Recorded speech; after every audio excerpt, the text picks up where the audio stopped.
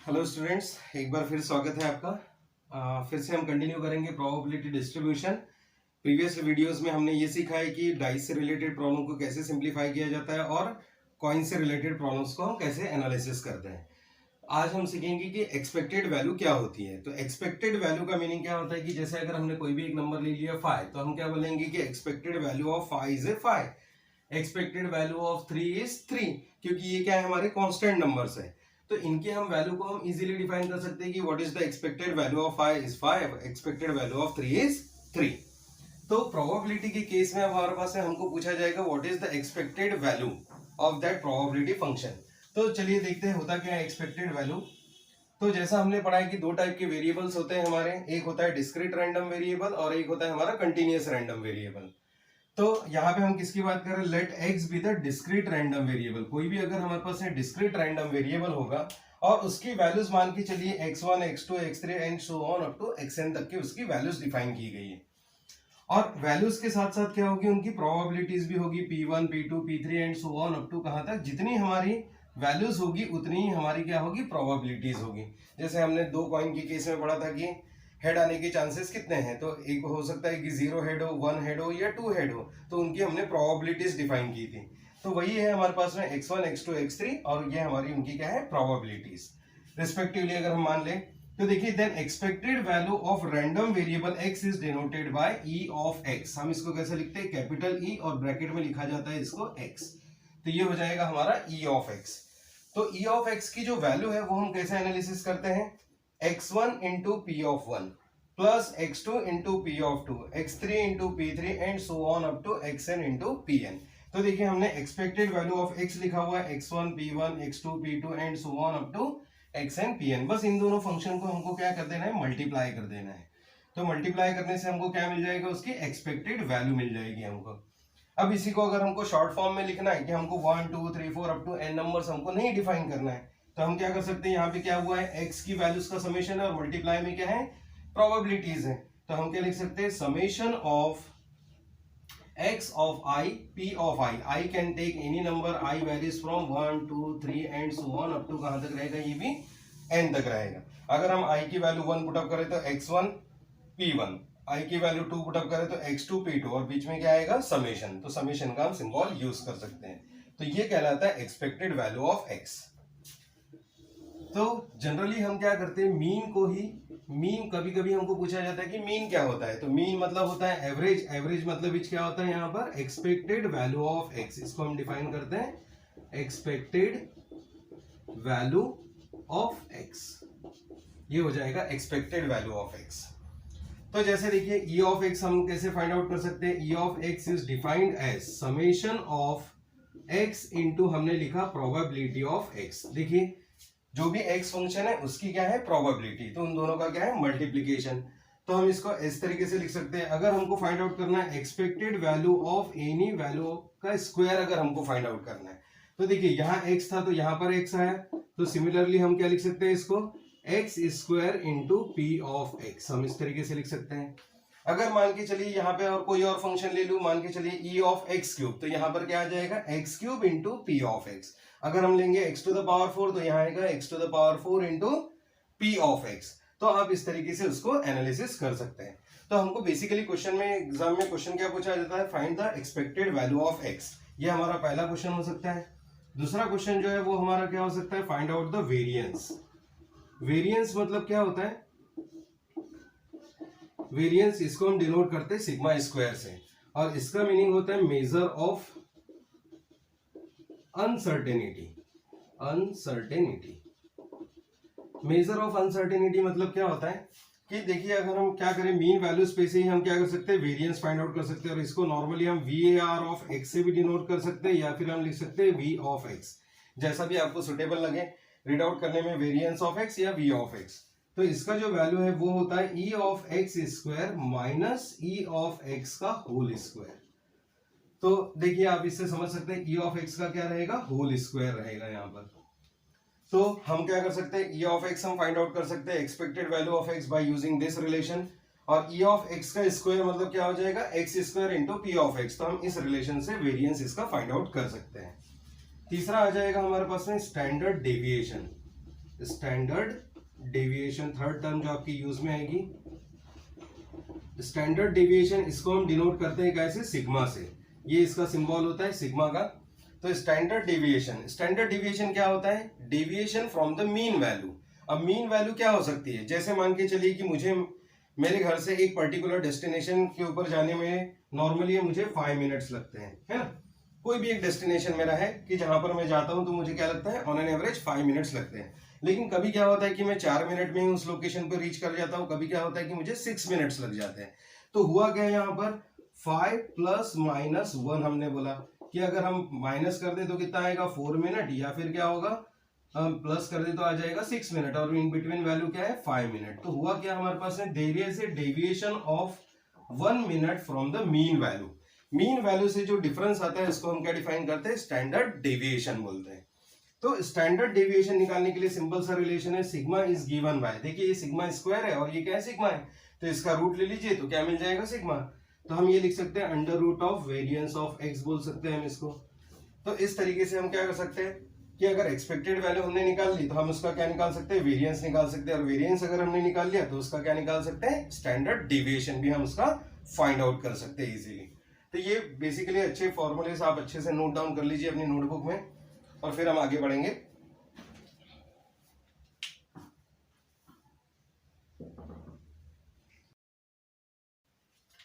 तो चलिए बढ़ते हैं क्वेश्चन, नेक्स्ट क्वेश्चन की तरफ। हमारा क्वेश्चन नंबर 9, हमने 8 तक तो पिछले वीडियो लेक्चर में पढ़ ही लिया है। तो देखिए इसमें क्या लिखा हुआ है, find out the expected value of x and variance of x. तो हमारे पास यहाँ पे देखिए 2 क्वेश्चन पूछे गए हैं, एक्सपेक्टेड वैल्यू एंड वेरिएंस। चाहता तो साथ में ये भी पूछ सकता था कि फाइंड आउट द मीन या स्टैंडर्ड डेविएशन। तो देखिए क्या बोल रहा है, for the following probability mass function, ये शॉर्टकट आप ध्यान रख लीजिएगा, प्रोबेबिलिटी मास फंक्शन। तो x की वैल्यूज हमको यहाँ पर गिवन है, और साथ में क्या गिवन है, उनकी प्रोबेबिलिटीज भी अब हमको यहाँ पर गिवन है। तो x की वैल्यूज के साथ साथ उनकी प्रोबेबिलिटी गिवन है, तो हम क्या कर सकते हैं, इजीली इसकी एक्सपेक्टेड वैल्यू हम फाइंड आउट कर सकते हैं। तो एक्सपेक्टेड वैल्यू का अब हमको फॉर्मूला पता ही है, एक्सपेक्टेड वैल्यू इसको हम डिनोट करते हैं कैसे, e ऑफ x से, and e of x is given bye क्या होता है, summation of x into p of x, मतलब x की वैल्यूज इंटू क्या हो जाएगा, प्रोबेबिलिटी वैल्यूज। तो देखिए क्या हो जाएगा हमारे पास में, e of x will be given bye, x की वैल्यू है -2 इंटू हम क्या कर लेंगे p of x, p of x कितना है 0.2। अब हम करेंगे प्लस, अब हम लेंगे न्यू वैल्यू -1, x की वैल्यू न्यू वैल्यू है -1 इंटू हम करेंगे 0.3 प्लस 0 इंटू 0.1, तो हम लिखेंगे 0 इंटू 0.1, फिर आ जाएगा नेक्स्ट 1 इंटू 0.15 प्लस 2 इंटू 0.25। तो इस तरीके से अब हम क्या कर लेंगे, इन सारी वैल्यूज का अब हम मल्टीप्लाई कर लेंगे। तो ये हो जाएगा माइनस में 0.4, ये हो जाएगा -0.3, ये हो जाएगा 0, ये हो जाएगा 0.15, और ये हो जाएगा हमारे पास है 0.50। इन सबको हम क्या कर लेंगे, वैल्यूज को ऐड कर लेंगे। तो देखिए ये आ जाएगा 0.65 और ये हो जाएगा 0.7, तो हमारे पास में कितना आ जाएगा, माइनस में 0.05। तो ये होगी हमारी एक्सपेक्टेड वैल्यू ऑफ एक्स। तो देखिए कितना सिंपल है expected value of x find out करना। अब हमको सेकंड क्वेश्चन पूछा हुआ है कि find out the variance of x. तो वेरिएंस ऑफ एक्स का अब हमको फॉर्मूला पता ही है कि क्या होता है, variance of x is given bye variance of x, या फिर हम लिख सकते हैं VAR ऑफ एक्स। और VAR ऑफ एक्स का हमको फॉर्मूला पता है कि क्या होता है, E ऑफ एक्स का square minus E of x का होल स्क्वायर। तो ये देखिए हमारे पास है E ऑफ एक्स की वैल्यू तो ऑटोमेटिकली निकल चुकी है, बस हमको क्या करना है, E ऑफ एक्स स्क्वायर हमने फाइंड आउट करना है। तो E ऑफ एक्स स्क्वायर की वैल्यू फाइंड आउट करने के लिए क्या फॉर्मूला होता है, मैंने बताया था, यहाँ पर जो भी वैल्यू रहेगी उसका एज इट इज इंटू हम क्या कर देंगे, उसको P ऑफ एक्स से बस मल्टीप्लाई कर देंगे। तो हमने क्या करना है, x की वैल्यूज का स्क्वायर करना है, प्रोबेबिलिटी को एज इट इज मल्टीप्लाई करना है। तो देखिए अब क्या हो जाएगा इस केस में, -2 का स्क्वायर और ये हो जाएगा इंटू 0.2, तो -2 का स्क्वायर इंटू 0.2 प्लस देखिए नेक्स्ट वैल्यू -1 इंटू 0.3, तो हम कर लेंगे -1 इंटू 0.3, फिर आ जाएगा नेक्स्ट वैल्यू 0 इंटू 0.1 प्लस हमारे पास नेक्स्ट वैल्यू होगा 1 इंटू इसका स्क्वायर, 0 का स्क्वायर, 1 का स्क्वायर इंटू 0.15, और फिर आ जाएगा 2 का स्क्वायर इंटू 0.25। तो इन सारी वैल्यूज को अब हम क्या कर लेंगे, सिंप्लीफाई कर लेंगे। 2 का स्क्वायर मीन्स 4 हो जाएगा, 4 इंटू 0.2 प्लस 1 इंटू 0.3, 1 का माइनस 1 का स्क्वायर प्लस 1 हो जाएगा, ये वैल्यू हो जाएगी 0.3, ये हो जाएगा 0, ये हो जाएगा 0.15 और ये हो जाएगा 2 का स्क्वायर 4 इंटू 0.25। तो इन सारी वैल्यूज को अब हम क्या कर लेते हैं, ऐड कर लेते हैं। 0.4 टू 4 टू 8 हो जाएगा, ये हो जाएगा 0.3, ये हो जाएगा 0.15 और ये हो जाएगा 0.25 इंटू 4, तो ये हो जाएगा 1। और इन सारी वैल्यूज को आप ऐड कर लीजिए। तो देखिए 1 प्लस 1.8, 2.1, 2.1 और कितना 0.15, 2.1 एंड 0.15, तो ये हमारे पास में आ जाएगा 2.25। तो इस तरीके से हम क्या कर सकते हैं, वैल्यू हम फाइंड आउट कर सकते हैं ई ऑफ एक्स स्क्वायर की। तो ये आ गई हमारी ई ऑफ एक्स स्क्वायर की वैल्यू। और जब हमको ई ऑफ एक्स स्क्वायर मिल चुका है तो अब हम क्या फाइंड आउट कर सकते हैं, वेरिएंस ऑफ एक्स। तो वेरिएंस ऑफ एक्स क्या हो जाएगा, ई ऑफ एक्स का square minus E of x का होल स्क्वायर। तो देखिए ई ऑफ एक्स स्क्वायर की वैल्यू है 2.25 और माइनस ई ऑफ एक्स की जो वैल्यू है वो कितनी है, माइनस में 0.05। तो हम पुट अप कर लेते हैं यहाँ पर अपनी वैल्यू 0.05, तो ये हो जाएगा कितना 2.25 प्लस 0.05। तो हम इसको ऐड कर लेते हैं, 5 कितना हो जाएगा 2.30। तो इस तरीके से क्या आ जाएगा, हमारा वेरिएंस ऑफ एक्स का वैल्यू आ जाएगा। और इसको हम कैसे डिनोट कर सकते हैं, सिग्मा स्क्वायर से भी डिनोट कर सकते हैं। और अगर हमको इसके आगे का क्वेश्चन पूछा होता find out the standard deviation, तो हम इसका क्या ले लेते हैं, स्क्वायर रूट ले लेते हैं। तो इस तरीके से हम क्या कर सकते हैं, एक्सपेक्टेड वैल्यू और वेरिएंस हम फाइंड आउट कर सकते हैं किसी भी डिस्क्रीट केस के लिए इस मेथड से। तो आप इसका स्क्रीनशॉट ले लीजिए।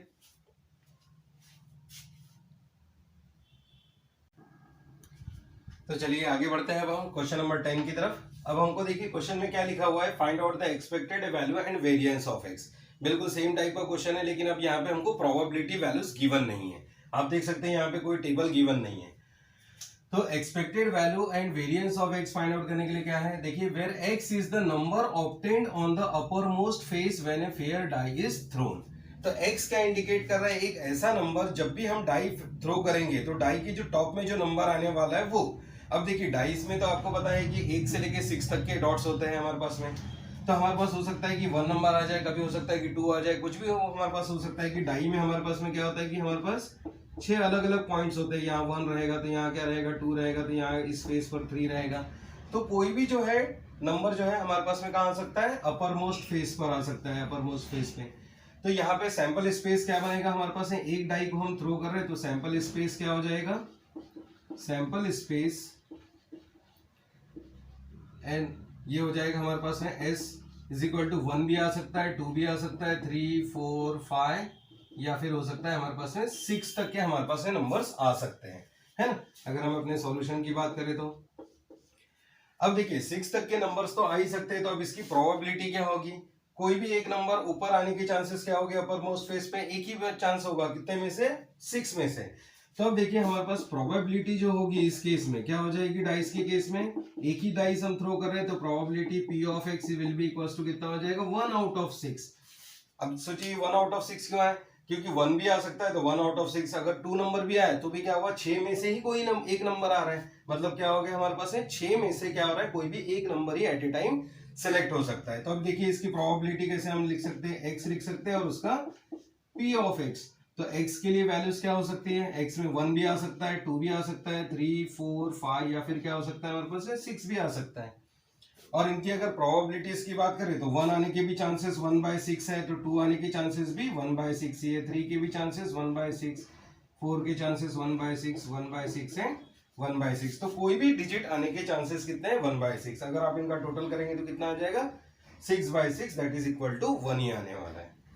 तो देखिए x और p ऑफ x की वैल्यू मिल गई। अब तो एक्सपेक्टेड वैल्यू हम इजीली फाइंड आउट कर सकते हैं। तो expected value will be given by e of x is equal to क्या होता है, summation of x into p of x। तो हम क्या कर लेते हैं, x की वैल्यू p ऑफ x की वैल्यू, x की वैल्यू p ऑफ x की वैल्यू, तो 1 into 1/6 plus 2 into 1/6 plus 3 into 1/6 plus 4 into 1/6 plus 5 into 1/6 plus 6 into 1/6।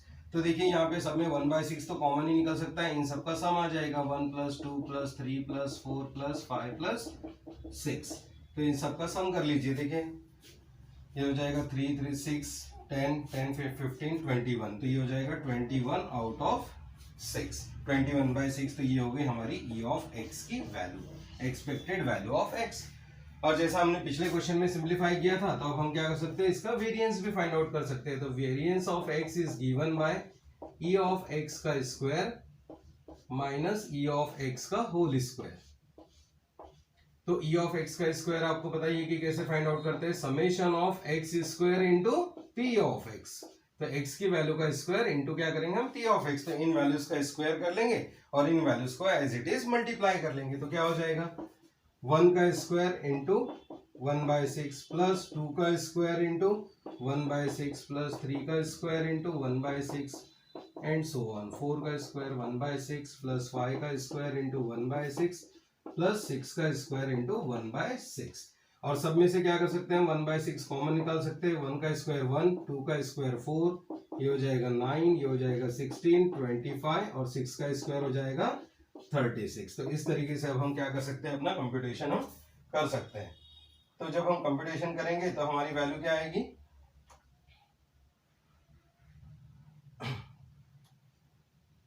तो वैल्यू आ जाएगा अब हमारा, इन सब का अब हम सम कर लेते हैं। तो क्या हो जाएगा, इन सब का सम कर लेंगे तो हमारी क्या हो जाएगी, वैल्यूज आ जाएगी।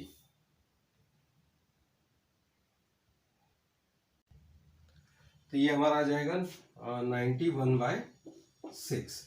तो ये आ गई ई ऑफ एक्स स्क्वायर की वैल्यू। अब ई ऑफ एक्स स्क्वायर की वैल्यू को हम क्या कर लेते हैं, फॉर्मूले में सब्स्टिट्यूट कर लेते हैं। तो क्या हो जाएगा, variance of x will be given by E of x का square minus E of x का होल स्क्वायर। तो ये क्या हो जाएगा, 91/6 माइनस, देखिए फिर से स्क्वायर नहीं करना है हमको, क्या है simply E of x square की वैल्यू यूज करनी है। और ई ऑफ एक्स मतलब कितना था हमारे पास में, 21/6। तो 21/6, तो यहाँ से अब हम क्या कर लेंगे, ये आ जाएगा 70/6। तो ये होगी हमारी वेरिएंस ऑफ एक्स की वैल्यू। आप चाहे तो इसको डेसिमल्स में भी ला सकते हैं। अगर डेसिमल में आप अगर वैल्यू लेके आएंगे तो ये आएगी 2.9167, ये आ जाएगा 2.9167। तो इस तरीके से आपका सॉल्यूशन रेडी हो जाएगा। तो आप इसका भी स्क्रीनशॉट ले लीजिए।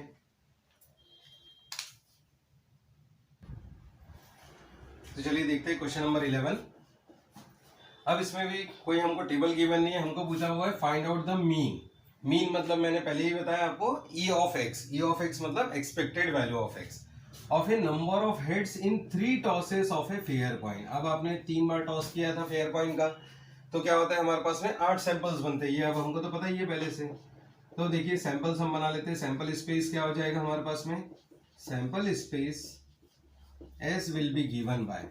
तो देखिए हमने कहा था कि जब भी अगर 3 टॉसेस होते तो क्या होंगे, 8 आउटकम्स होंगे हमारे। 8 आउटकम्स होंगे तो हम क्या लिखेंगे, 4 बार हेड लिख लेंगे, head head head and head. और हम क्या कर लेंगे, 4 बार हम टेल लिख लेंगे, tail tail tail and tail, इस तरीके से। फिर मैंने बताया था आपको 2 बार हेड, 2 बार टेल, 2 बार हेड, 2 बार टेल, 2 बार हेड, 2 बार टेल। और फिर हम क्या करेंगे, 1 बार हेड, 1 बार टेल, 1 बार हेड, 1 बार टेल, 1 बार हेड, 1 बार टेल, 1 बार हेड, 1 बार टेल। तो इस तरीके से हमारे क्या बन जाते हैं, 8 सैंपल्स बन जाते हैं। अब देखिए अगर हम टॉस कर रहे हैं, एक्स किसको इंडिकेट कर रहा है यहाँ पर, कि number of heads. X denotes number of heads as outcome, कि हमारे पास है नंबर ऑफ हेड्स कितने आ सकते हैं। तो एक्स की वैल्यू क्या हो सकती है, हमने अगर 3 टॉस किया तो हो सकता है हमको 0 हेड मिले, हो सकता है 1 हेड आए, हो सकता है 2 हेड आए, या हो सकता है 3, तीनों के तीनों कॉइन में क्या आ जाए, हेड आ जाए। तो हमारे पास x की ये वैल्यूज हो सकती है। अब हम इनकी प्रोबेबिलिटीज फाइंड आउट कर लेते हैं, x, और अब हम लिख लेते हैं उसका प्रोबेबिलिटी ऑफ x। एक बार जब आपका ये टेबल बन जाए तो टेबल बनने के बाद में फिर फॉर्मूले में वैल्यू पुट करनी है और हमको सिंप्लीफाई कर लेना है अपने आंसर को। तो x की वैल्यू 0, 1, 2 और 3 हो सकती है। तो देखिए 0 हेड आने के चांसेस कितने हैं, 0 हेड कितनी बार आ रहा है हमारे पास है, एक ही ऐसी लोकेशन है जहां पे क्या हो रहा है, एक भी बार हेड नहीं आ रहा, बाकी सब जगह कहीं ना कहीं क्या हो रहा है, हेड आ ही रहा है।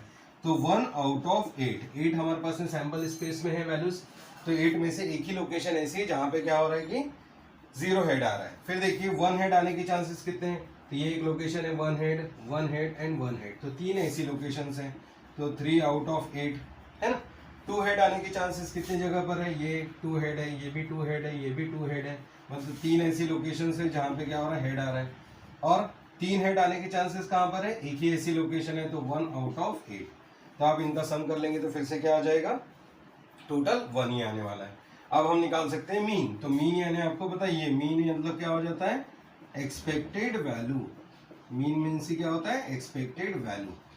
और एक्सपेक्टेड वैल्यू मीन्स हमको पता है कि क्या होता है, ई ऑफ एक्स। तो ई ऑफ एक्स अब हम क्या कर सकते हैं, इजीली फाइंड आउट कर सकते हैं। ई ऑफ एक्स मीन्स क्या हो जाता है, summation of x into p of x. तो एक्स की वैल्यूज भी है, पी ऑफ एक्स की वैल्यूज भी है, तो इन सबको आप मल्टीप्लाई कर लीजिए। क्या आ जाएगा, 0 इंटू 1/8 प्लस एक्स की वैल्यू है 1 इंटू प्रोबेबिलिटी की 3/8 प्लस 2 इंटू 3/8 प्लस 3 इंटू 1/8। तो आप देखिए ये वैल्यू आ जाएगा 0 प्लस 3/8 प्लस 3 2 ज़ा 6/8 और ये हो जाएगा हमारे पास 3/8। तो ये हो जाएगा 3 3 6 2 6 6 12 12/8 और 4 3 ज़ा जाएगा, 4 2 ज़ा जाएगा। तो ये हो गया हमारा ई ऑफ एक्स। और ई ऑफ एक्स का ही मीनिंग क्या होता है, मीन। तो यही हमारा क्या हो जाएगा, फाइनल सॉल्यूशन हो जाएगा। तो चलिए स्क्रीनशॉट ले लीजिए जल्दी से।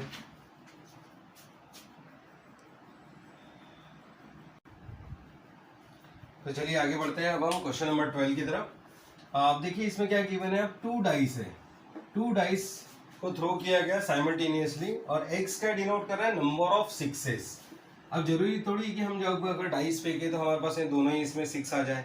हो सकता है एक में 6 आए, हो सकता है दूसरे में ना आए, हो सकता है कि दोनों में ना आए।